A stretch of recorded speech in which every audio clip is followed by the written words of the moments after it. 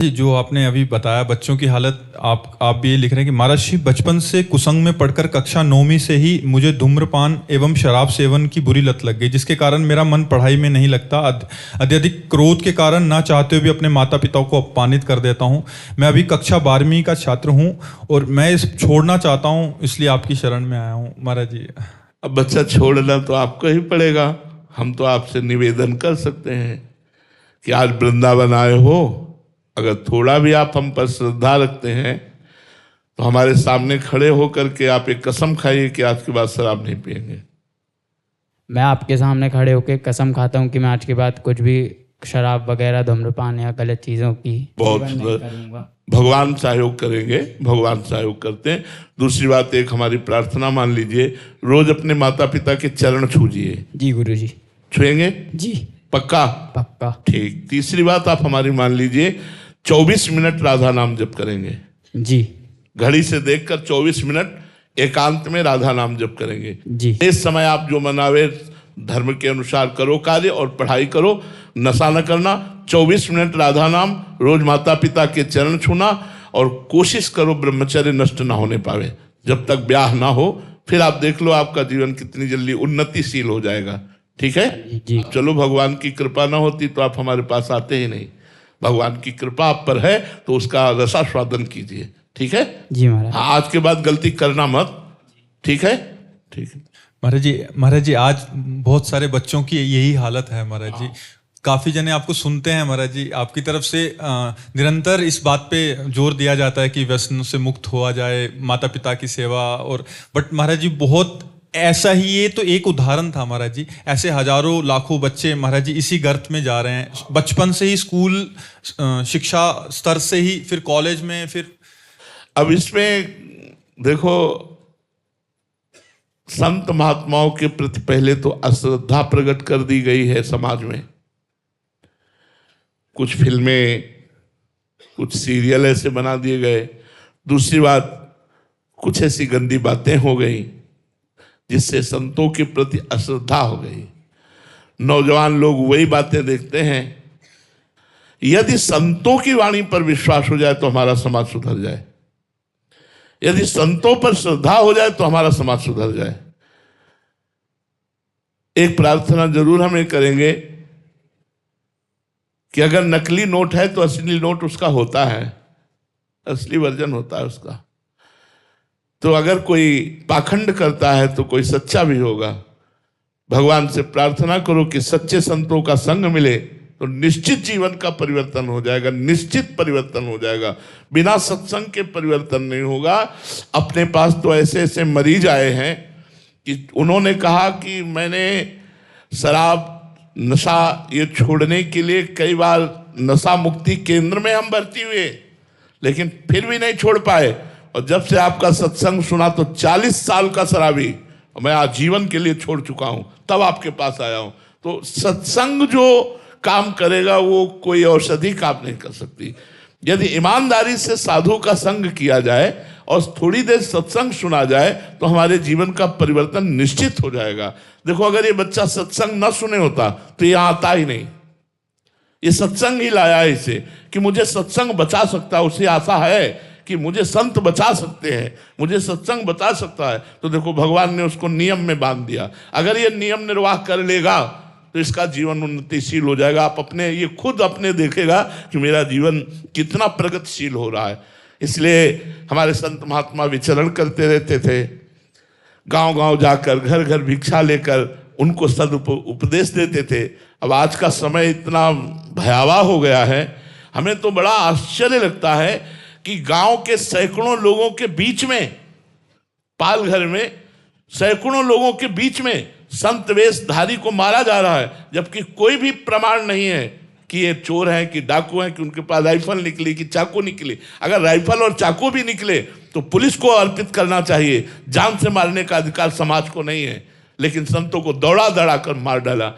तो आज हमारे समाज में भगवान की कृपा है कि कुछ श्रद्धा बढ़ रही है, नहीं तो संतों के प्रति श्रद्धा नहीं रह गई। उसी का परिणाम है ये कि अध्यात्म शून्य जीवन। नए नए बच्चे, ये शराब पीने की अवस्था है, 12 क्लास में पढ़ रहा है, तो 9वीं क्लास से लेकर 12वीं क्लास तक का बच्चा शराब पीने की अवस्था है। ये तो संयम और नियम में रहने की अवस्था है।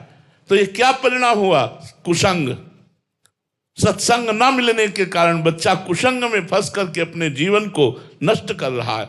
अब यही डिप्रेशन में पहुंच जाएगा और यही अपनी की सोचेगा। अगर हम उसको सत्संग ना दें तो कैसे संभलेगा? तो हमारे जो संत महात्मा हैं भारत में, उन पर श्रद्धा की जाए, उनके वचनों का अनुसरण किया जाए, उनकी आज्ञा पालन की जाए। देखो, संत दर्शन मात्र से पाप नष्ट हो जाते हैं। कहीं संतों का चरण धोवन मिल जाए, कहीं अपने घर में संतों का चरण धोवन करके, छिड़क करके, आरती पूजा करके उनको भोजन पवा दिया जाए। अरे यही सब मंगलकारी, गृहस्थों के मंगलकारी बच्चों पर प्रभाव डालते हैं। हम लोग जब बच्चे थे तो सन्यासी महात्मा जन हमारे यहाँ आया करते थे, तो दूर से जे देखे दंड लिए आ रहे तो दौड़ाते, पिताजी दौड़ दौड़ देखो संत आ रहे हैं, साष्टांग दंडवत।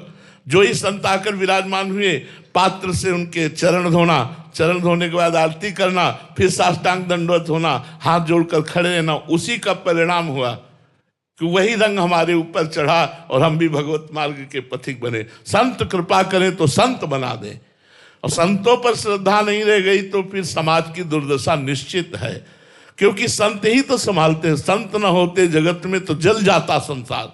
एक संत भजनानंदी है तो पूरे एरिया को पवित्र किए रहता है। उसके शरीर से स्पर्श करके वायु जब जाती है और तुम्हारे शरीर को स्पर्श करती तो निष्पाप कर देती है, क्योंकि वो निरंतर भगवान नाम जप कर रहा है। तो आज हमारे समाज को अध्यात्म की आवश्यकता है। अध्यात्मवान ही सुधार सकता है। संत जन भिक्षा मात्र पा करके और उपदेश करते तो समाज का कल्याण कर देते थे। भिक्षा और शिक्षा हमारा संबंध है। गृहस्थ से भिक्षा और विरक्त से शिक्षा। जब आप शिक्षा ग्रहण करेंगे तो आप पवित्र बन जाएंगे, और जब वो आपकी भिक्षा ग्रहण करेंगे तो आपके पापों का नाश कर देंगे। अब वो धीरे धीरे सब लुप्त होता जा रहा है, इसलिए हमारी नव समाज बिगड़ती चली जा रही। हमारे समाज को सत्संग की आवश्यकता है, अध्यात्म की आवश्यकता है। नरेंद्र सिंह जी गाजियाबाद से। राधा वल्लभ श्री हरिवंश महाराज जी। महाराज जी, संत समागम का असली अर्थ क्या होता है, और ये एक उपासक जो श्री जी की उपासना में लगा हुआ है उसके जीवन पर इसका क्या प्रभाव पड़ता है? समस्त कर्म शास्त्रानुकूल होने लगे, मन निरंतर भगवान के चिंतन में डूब जाए, परोपकार की भावना बढ़ने लगे, शरीराभिमान गलित हो जाए, स्वरूप बोध की तरफ चित्तवृत्ति हमारी लालायित हो जाए, यह है संत समागम का फल। संत संग अपवर्ग कर कामी भव कर पंथ। संत का सीधा संग मोक्ष पद प्रदान करने वाला है। महत्संगस्त दुर्लभो, ऐसे महापुरुषों का संग दुर्लभ होता है। अगर मिल भी जाए तो अगम्यो, निर्वाह करना कठिन होता है। अगर निर्वाह कर ले गया तो अमोघश्च, निश्चित भगवत प्राप्ति हो जाएगी। संत संग जब भगवान द्रवित होते हैं तब प्रदान करते हैं, और संत संग का फल है कि जितनी साधुता के सद्गुण हैं वो उसके हृदय में आ जाते हैं जो संत संग करता है। इसलिए भगवान से प्रार्थना करनी चाहिए कि हमें संत संग प्राप्त हो। भक्ति स्वतंत्र सकल सुख खानी, बिनु सत्संग न पावे प्राणी। चाहे भक्ति हो या ज्ञान हो या कर्मयोग हो, जब तक संत का संग नहीं होगा तब तक वो योगी नहीं हो सकता। वो भोगी नाना प्रकार के नानात्व में सुख ढूंढता हुआ भटकेगा, और जब संत संग मिल जाएगा तो वहीं से वो भगवत सन्मुख होना प्रारंभ हो जाएगा, और उसकी समस्त मनोविलासिता भगवान के चरणों में समर्पित होकर शांत हो जाएगी। यही संत संग का फल है। उत्कर्ष चंदेल जी हरद्वाई से। महाराज जी, आपके चरणों में कोटि कोटि प्रणाम। महाराज जी, आज्ञा समना सुसाहिब सेवा को कैसे पुष्ट करें? जब अपने आप को समर्पित कर दिया जाता है तभी ये बात आती है। अपने आप का माना हुआ देह, माना हुआ मन और मानी हुई बुद्धि जब सद्गुरुदेव या इष्ट देव के चरणों में समर्पित हो जाता है तो अब जोई कहें करें हम सोई, आयस लिए चले निज दासी, मन क्रम वचन त्रिशुद्ध सकल मत, हम श्रीहित हरिवंश पासी। अब जो आज्ञा होती है दास उसी आज्ञा का पालन करता है, बस उनकी आज्ञा के अनुसार ही जीवन हमारा चलता है। हमारी कोई कामना नहीं, हमारी कोई वासना नहीं, हमारा कोई कर्तव्य नहीं। हमारा एक ही कर्तव्य है, गुरु आज्ञा में, शास्त्र आज्ञा में, संत आज्ञा में, भगवत आज्ञा में अपने जीवन को समर्पित कर देना। ये तभी होता है जब देहाभिमान, बुद्धि और मन इन तीनों को समर्पित कर दिया जाए, तब होता है ये। और ये तीनों समर्पित होते हैं सत्संग से, नाम जप से, साधु सेवा से, संतों के चरित्र सुनने से, भगवत स्वरूप मानकर जगत की सेवा करने से हमारा हृदय निर्मल होता है। और निर्मल बुद्धि, निर्मल मन, निर्मल अहम ही भगवान को प्राप्त कराता है, मलिन नहीं। इसलिए सत्संग करो, नाम जप करो, पवित्र भोजन भगवान को अर्पित करके करो, दूसरों को सुख पहुंचाने की चेष्टा करो। किशोरी जी मुंबई से। राधा वल्लभ श्री हरिवंश महाराज जी। महाराज जी, जीवन मुक्त होना, इसका भावार्थ क्या है महाराज जी? शरीर से राग न रह जाना, अंतःकरण से राग न रह जाना, स्वभाव से राग न रह जाना। स्वभाव कारण शरीर, अंतःकरण सूक्ष्म शरीर और ये पांच भौतिक स्थूल शरीर, जो तीनों शरीरों के राग से रहित है, वो जीवन मुक्त था, है, रहेगा। वही अनुभव करना है। आत्मा कभी बंधन को प्राप्त हुआ ही नहीं, भ्रम से हुआ। तो जासु कृपा सब भ्रम मिट जाई, गिरजा सोई कृपालु रघुराई। वही भगवान गुरुदेव रूप से जब उपदेश करते हैं तो सब भ्रम नष्ट हो जाते हैं। भ्रम नष्ट होते ही जो है, जो था, जो रहेगा, उसी का अनुभव हो जाता है। और वो कभी बंधन युक्त हुआ ही नहीं, इसलिए वो जीवन मुक्त अवस्था को प्राप्त हो जाता है। ऐसा कहा जाता है, वो कहे वो जीवन मुक्त था, जीवन मुक्त है, जीवन मुक्त रहेगा। पर देहाभिमान में आसक्त होने के कारण वो अपने जीवन मुक्त स्वरूप को नहीं जान पाया, और जहाँ जाना तहाँ विदेह मुक्त हो गया, जीवन मुक्त हो गया, अविद्या मुक्त हो गया। इसी को मोक्ष पदवी कहते हैं। समीर महाजन जी एटा से। राधा वल्लभ श्री हरिवंश महाराज जी। महाराज जी, यदि किसी उपासक को अपने इष्ट देव से भी अधिक संत प्रिय लगने लगे तो क्या ये बहुत बड़ी कृपा? ऐसा कहाँ होता है, ऐसा बड़ा मुश्किल होता है भाई। अगर ऐसा हो रहा है तो बहुत बड़ी इष्ट देव की कृपा है कि उसे संत प्राण प्रिय लगने लगे। ये तो बहुत बड़ी बात है, बहुत बड़ी बात है। इष्ट में प्रेम होना यद्यपि बड़ी बात है, लेकिन इष्ट देव के प्रेमियों में प्रेम होना ये बहुत बड़ी बात है। इष्ट एक ही है, सच्चिदानंद परमात्मा। उसे राम कृष्ण कहो, शिव कहो, हरि कहो, ब्रह्म कहो, जो चाहे कहो। ज्ञानी जिसे ब्रह्म कहते हैं, योगी उसे परमात्मा कहते हैं, भक्त उसे भगवान कहते हैं। तत्व तो एक ही है। उस तत्व से प्रेम करना और उस तत्व के प्रेम करने वालों से प्रेम करना, ये और दुर्लभ बात हो गई है। अगर संत जन प्राण प्रिय लगने लगे तो भगवान की विशुद्ध कृपा हो गई। अब इससे बड़ी और कृपा नहीं होगी। वो संत कृपा करें तो भगवान के लिए रुदन प्रारंभ हो जाएगा, भगवान के लिए विकलता प्रारंभ हो जाएगी। ऐसा लगेगा मैं भगवान का साक्षात्कार किए बिना जी नहीं सकता। ये संत कृपा और भगवंत कृपा कि संत हमारे माई बाप से भी बढ़कर प्यारे लगने लगे। तुम्हें माता के पिता, तुम्हें बंधुस्थ सखा, तुम्हें विद्या द्रविणं, तुम्हें सर्वम मम देव देव। ये संत के प्रति आ जाए, बहुत बड़ी बात है, बहुत कृपा है। अंजना जी गाजियाबाद से। राधे राधे महाराज जी। महाराज जी, क्या गुरु द्वारा शरणागति मिल जाने से शरणागति पुष्ट होती है, या फिर दीक्षा के बाद गुरु वचनों पर चलने के बाद उनकी? हाँ, केवल कंठी और तिलक लगा लेने से शरणागति पुष्ट नहीं होती। गुरु के वचनों पर आजीवन चलने से वो शरणागति पुष्ट होती है। अगर हम गुरु बना लिया और उनके जो उपदेश किए उस पर ना चले तो अपराध ही बनेगा, मन और मलिन होगा, हमारी दुर्गति हो जाएगी, हमारी सदगति नहीं होगी।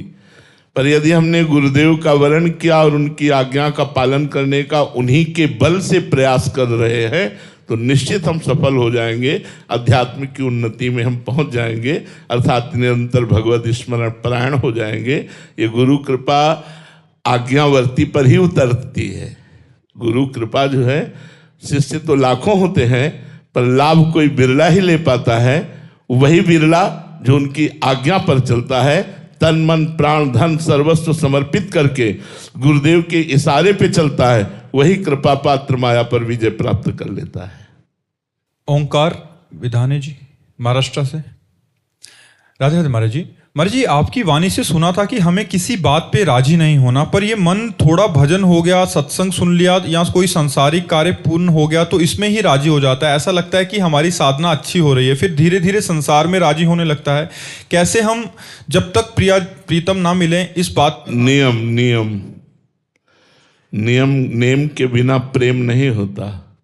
हमें नेम लेना होगा, इतना पाठ करना है, इतना जप करना है, इतनी देर ठाकुर सेवा करनी है, इतनी देर समाज सेवा करनी है।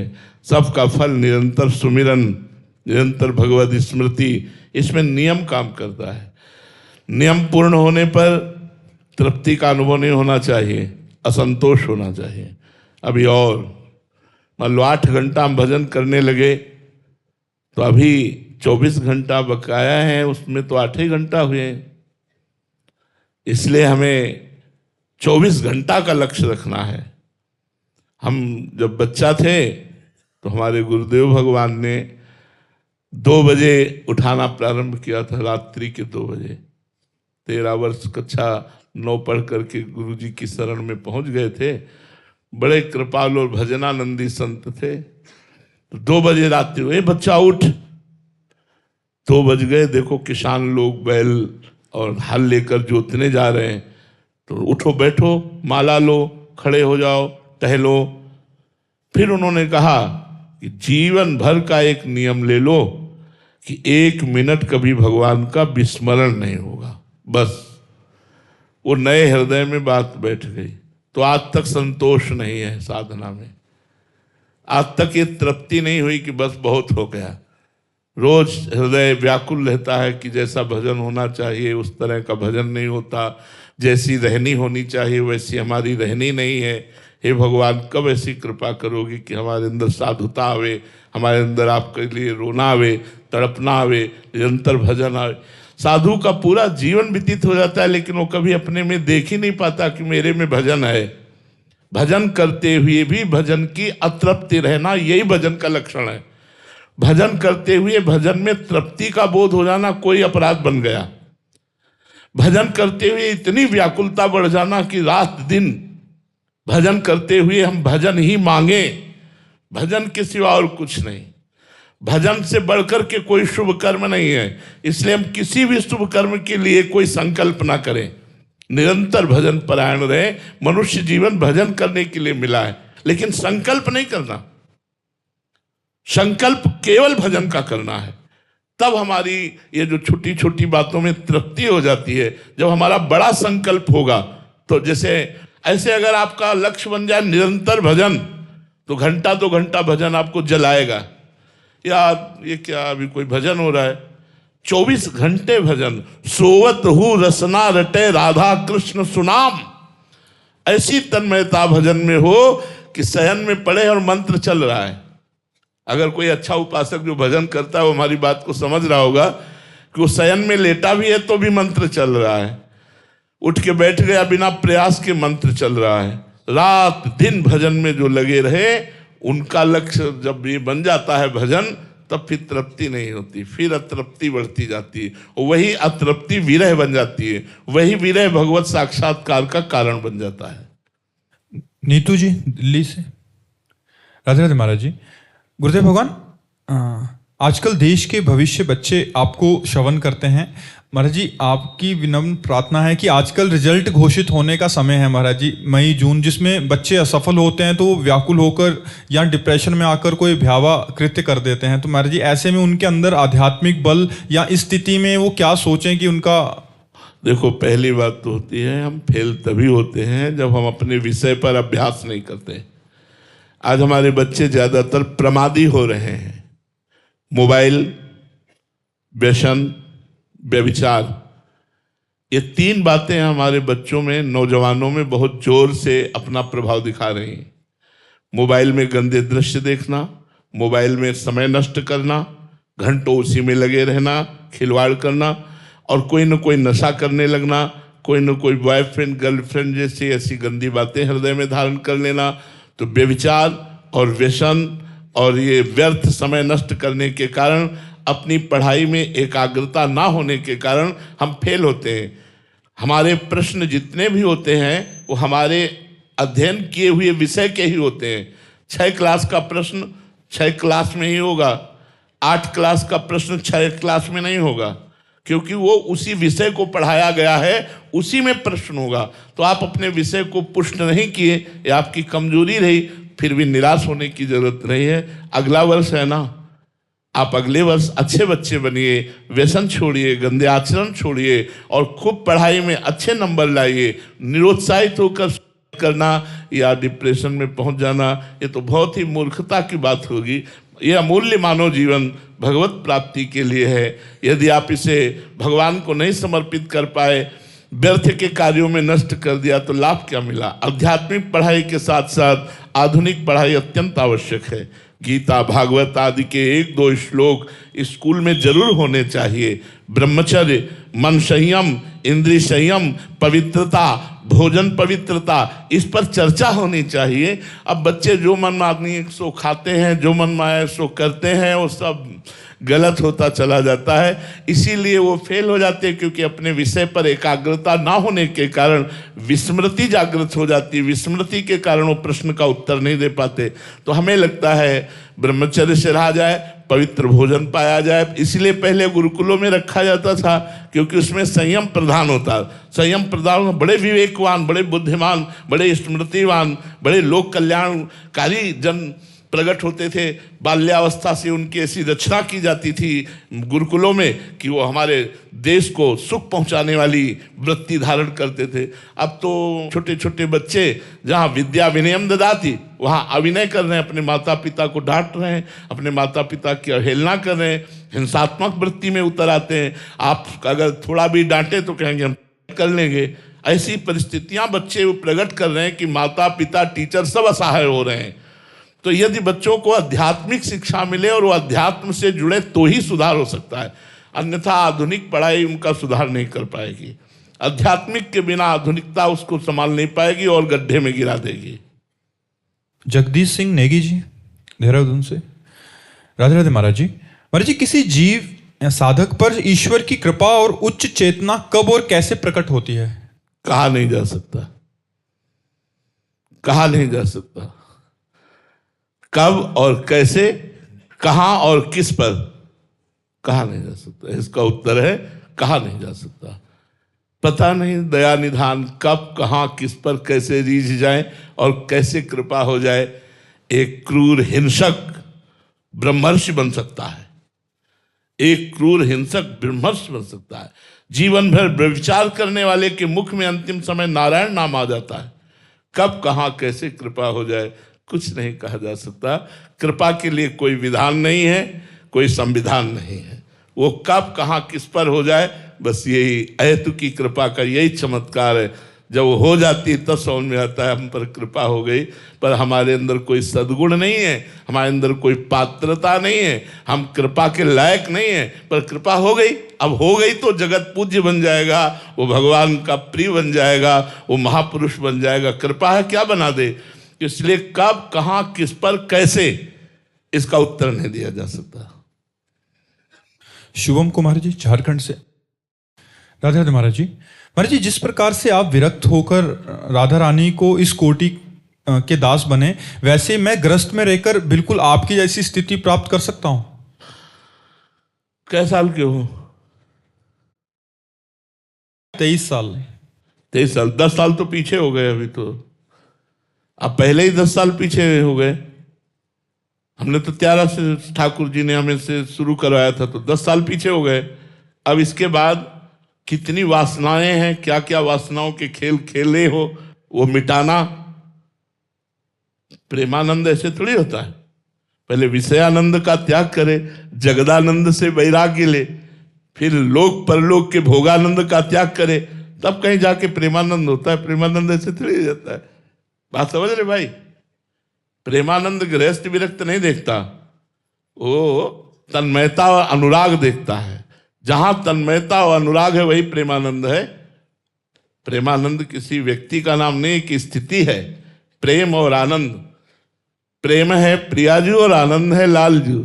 जो प्रिया लाल में मस्त है वही प्रेमानंद है, जो विषयों में मस्त है, जगत में मस्त है तो जगदानंद है, वो प्रेमानंद नहीं है। तो भाई दुर्लभ तो नहीं है मनुष्य देह में कुछ, लेकिन प्रयत्न करना पड़ेगा। इसके लिए तन्मयता धारण करने के लिए घाटों पर रहे, संकल्प लिया, कभी किसी से मांगेंगे नहीं, किसी के यहाँ जाएंगे नहीं, आकाश वृत्ति से हमारे पास जो आएगा वही पाएंगे। काशी में 80 घाट से लेकर मणिकर्णिका घाट तक ही रहते थे। जो कुछ मिल गया, कभी थोड़ा सतुआ मिल गया, कभी कोई एक पीस बर्फी दे दी, कई कई दिन भिक्षा न मिलने पर भी बस एक यही, मुझे ब्रह्माकार वृत्ति चाहिए, मुझे भगवदाकार वृत्ति चाहिए, कोई लालसा नहीं। एक कमंडल जल पिया और बैठ गए पद्मासन लगाकर, प्राणायाम करके निरंतर भगवान शिव के चिंतन में।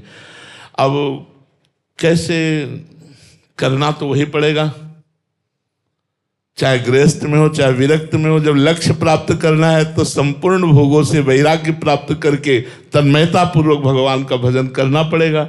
आप किसी भी गृहस्थ भक्त के चरित्र पढ़ के देखो, कितना विरक्त है। पत्नी पुत्र परिवार होते हुए भी वो अनासक्त है, घर में खाने के लिए भी नहीं है, लेकिन वो बिल्कुल प्रसन्न है, भगवान से कोई मांग नहीं। ऐसे भक्तों के चरित्र भरे पड़े हैं भक्तमाल जी में, आप पढ़ करके देखिए। हम आपको निरुत्साहित नहीं कर रहे, लेकिन बहुत कठिन है। उत्साह पूर्वक चलो और विषय वासना का मर्दन करके निरंतर भगवान का नाम जप करो और अपने आप को भूल जाओ केवल भगवान की स्मृति में, तो प्रेमानंद जागृत हो जाएगा। फिर प्रेमानंद की स्थिति आ सकती है। श्री राधा वल्लभ लाल की। तो सामने हो यार, सामने हुए यार। अच्छा आप ही ने बना दिया। अच्छा, बहुत सुंदर, बहुत सामने हो रहे यार। अपना प्यार, अपना यार सामने हो तो हृदय में उमंग आती ही है। बहुत 2 लाइनें सुनाएंगे उसकी। इश्क बुल्ले नू नचावे यार ते नचना पैंदा ਏ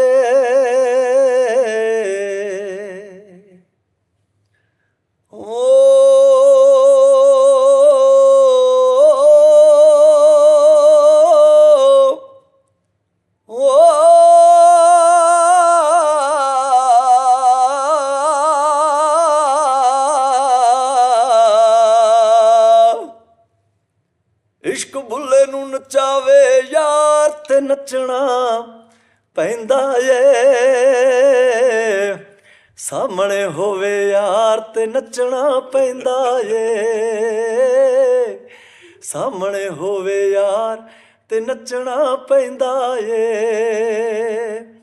वाह वाह मौज फकीरां दी, वाह वाह मौज फकीरां दी। कदे ते पैनण मखमल जरियां, कदे ते पैनण मखमल जरियां, कदे गोदड़ी लीरां दी। वाह वाह मौज फकीरां दी, वाह वाह मौज फकीरां दी। हो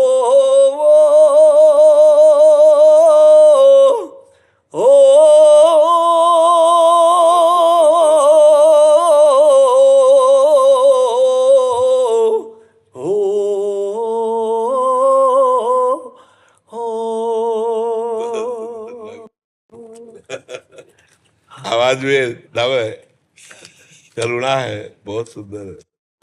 स्वस्थ रहो और ऐसे गाते रहो, समाज को सुख पहुंचाओ। ठीक है। हाँ, जय जय श्री राम।